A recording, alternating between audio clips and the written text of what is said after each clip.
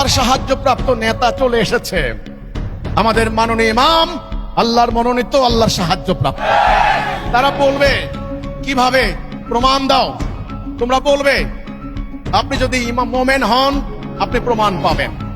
এক নাম্বার, আমাদের ইমাম এ পর্যন্ত যতগুলি কথা বলেছেন প্রত্যেকটি কথা আল্লাহর পক্ষ থেকে কথা। একটি কথাও আপনারা আজ পর্যন্ত ভুল প্রমাণ করতে পারেন নাই।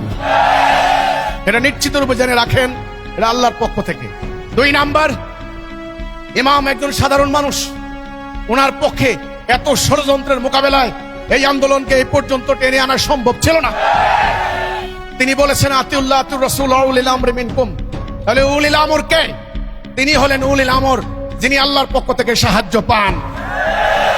তিনি আল্লাহর পক্ষ থেকে সাহায্য পাচ্ছেন, আগামী দিন পাবেন ইনশাআল্লাহ। মনে রাখবেন, ঈমান না আনা পর্যন্ত সত্যিকার অর্থে আল্লাহর মনোনীত ইমাম কিনা তারা বুঝতে পারবে না, চিনবে না। এই জন্যে তাদেরকে প্রকৃত ইসলামের জ্ঞান দান করার জন্য আপনারা কষ্ট করেন, মাঠে ময়দানে সংগ্রাম করেন, লড়াই করেন।